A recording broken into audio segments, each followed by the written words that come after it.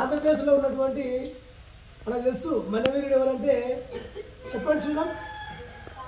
మన ఫొటోస్ ఉన్నాయి ఇక్కడ. అంటే అడవి వీరుడు బాంబులతో ఇట్లా మన అమ్ములతోటి బ్రిటిష్ వాళ్ళని యుద్ధం చేశారని చెప్పి మనం గడ్డ పెట్టుకొని ఇలా జుంపాలు పెట్టుకుంటే ఫోటో చూడండి, చూసారా గోడకి? ఎవరు చెప్పండి? అల్లూరి సీతారామరాజు. అల్లూరి సీతారామరాజు. అతనికన్నా ముందే ఇతను బ్రిటిష్ వాళ్ళ మీద ఫైట్ చేశాడంట. ఎందుకంటే అడవిలో ఉన్న తెగలు, ఈ ముండా తెగలు అని కొన్ని తెగలు ఉండేవాడు అక్కడ. చాలా సెన్సువల్ మాదిరిగా హిరిసిట్లో బతికేవాళ్ళంట. అయితే అక్కడ వాళ్ళు ఈ బ్రిటిష్ వాళ్ళు ఏం చేసేవాళ్ళంటే అతి భయంకరంగా పన్నులు వేసేవాళ్ళంట వాళ్ళ మీద. పన్నులు అంటే దాన్ని ఏమంటారు తెలుగులో? పన్ను అంటారు, ట్యాక్స్ అంటే ఇంగ్లీష్లో. వ్యవసాయం చేసే పన్ను, ఆ ఉత్పత్తి సేకరిస్తే పన్ను మొత్తం వాళ్ళే తీసుకుపోయేవాళ్ళంట. పన్ను అంటే ఫైన్ అన్నట్టు, ఫైన్ వేసుకోమన్నట్టు.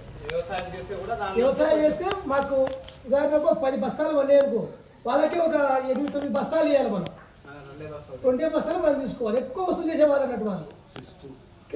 కిస్తు ఉంటుంది అండి, చిస్తు. అట్లా బాగా అతను చూసి చిన్నప్పుడే ఆలోచన చేసేవాడంట. అతను ఏంది ఇలా మోసం చేస్తుర్రు, ఏం చేయాలి వీళ్ళని చెప్పి ఆలోచన చేసి చదువు అంటే చాలా ఇంట్రెస్ట్ అంటే ఆయనకు. చదువుకోవాలంటే అప్పుడు ఏం చేయాలి? పాఠశాలలు లేవంట. వాళ్ళ బ్రిటిష్ వాళ్ళ పాఠశాలలు ఏర్పాటు చేసినారు. దాన్ని కృష్ణ దాన్ని మిషనరీలో చదువుకోవాలంట. మొత్తం అక్కడ మత మార్పిడి అయితేనే చదువుకోవాలంట. అక్కడ మళ్ళీ మన వాళ్ళకి చదువుకోవడానికి లేదంట. అక్కడ ఏం చేయాలి? చదువుకోవాలంటే ఏం చేయాలి? మన మతాన్ని వదిలి వాళ్ళ మతంలోకి పోతేనే చదువు చెప్పేవాళ్ళంట వాళ్ళు. అప్పుడు సరే తప్పదు, చదువుకోవాలి.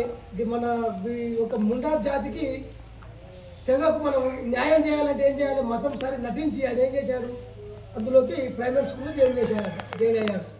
కొంత 6-7 తరగతి చదువుకున్నాక నీ ద్రోహం చేసుకుంటున్నాం అనుకొని ఆయన ఏం చేశాడు? అక్కడ నుంచి తప్పించుకొని వచ్చాడంట. నాకు వద్దు, ఈ మతం వద్దు, చదవద్దు, నేను నా చైతన్యం చేసుకోవాలని చెప్పి మళ్ళా వాళ్ళ తెగలోకి వచ్చి అందరినీ ఏకతాటిగా చేసి మనం చాలా అన్యాయం చేస్తున్నారు, మనకు స్వతంత్రం కావాలని చెప్పి అంతని చెట్ల కింద ఒక సమావేశాన్ని ఏర్పాటు చేసుకొని మొట్టమొదటిసారిగా అతను 400 మందితోటి తిరుగుబాటు చేశాడట బ్రిటిష్ వాళ్ళ మీద. ఎంతమంది? 400 మందిని పోగు చేసుకొని వాళ్ళ మీద యుద్ధం పెట్టాడు. అప్పుడు ఏం చేసి కోపం వచ్చింది వాళ్ళకు. బ్రిటిష్ రాజుకు కోపం వచ్చి వీళ్ళు ఏదో చేస్తుండ్రు, మనం కలిమేసినట్టు ఉండరు, రాను ఏమవుతుందో అని చెప్పి భయపడి అతన్ని చంపడానికి ఒక ప్రణాళిక ఏర్పాటు చేసుకున్నారు. అయితే అతడు వాళ్ళు వస్తున్న సైన్యం అతను పట్టుకోవాలి. ఎవరిని? ఈ బిర్సాముండాని పట్టుకోవాలంటే ఏం చేయాలి? వీళ్ళు తప్పియాలి కదా ఊరోళ్ళు. అతను ఒక గుహలో బంధించారు. ఇతని బంధించడం అనేది దాన్ని భద్రపరచడం అన్నట్టు. భద్రపరిచి పెట్టారు, రక్షణ చేశారు. రక్షణ కోసం ఏర్పాటు చేసుకున్నారట. ఆ సైన్యాన్ని పంపినాక వాళ్ళు ఏం చేస్తున్నారు? వచ్చి ఈ మన ముండా తెగల మీద కిరాతకంగా మానభంగాలు ఇవి చేసుకోవాలన్నట్టు. రేపటి చూడండి అలా చేసేవాళ్ళంట. ఇంకా వాళ్ళందరూ లబ్బ అడుస్తుంటే ఏం చేయాలి? అప్పుడు తిరుగుబాటు చేస్తలేరు వీళ్ళు. అతను పట్టియండి, అప్పుడు మిమ్మల్ని వదిలిపెడతామన్నారట. ఆ తీర ఆలోచన చేసినాక వాళ్ళే వచ్చి లొంగిపోయాడు. లొంగిపోతే ఇతను ఏం చేయాలి? ఒకేసారి చంపితే వీళ్ళు మొత్తం తిరుగుబాటు చేస్తారు అని చెప్పి జైల్లో వేసి విషాహారం పెట్టి అలవాటు చేశారట. అన్నంలో రోజు ఇంత ఇసం పెట్టి అతన్ని అలా అతన్ని చంపేశారు. ఎందుకంటే ఒకేసారి చంపితే ఏమవుతుంది? ఆ తెగలు వచ్చి దాడి చేస్తారని చెప్పి అతనికి మెల్లగా స్లోగా మంది చంపడం ప్రారంభించారట. అయితే ఇతడు నవంబర్, ఇది ఏ నెల? ఇది నవంబర్ 1875 సంవత్సరము నవంబర్ 15వ తేదీన జన్మించాడు ఇతను. ఎవరు? బిర్సా ముండా. బాబు గుర్తుపెట్టుకుంటా, 1875 నవంబర్ 15వ సంవత్సరంలో జన్మించాడు అతను.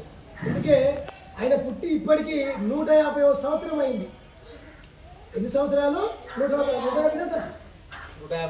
150వ సంవత్సరం రన్నింగ్ అవుతుంది. కాబట్టి మనందరము దేశవ్యాప్తంగా చాలా గ్రాండ్గా అతనికి నివాళులు అర్పిస్తున్నారు మంచిగా. అలాగే 15వ తారీఖు ప్రధానమంత్రి ప్రోగ్రాం మీద ఆ రోజు మనం ప్రొజెక్టర్లో హాలిడేస్ ఉందా మనకి ఏం లేదు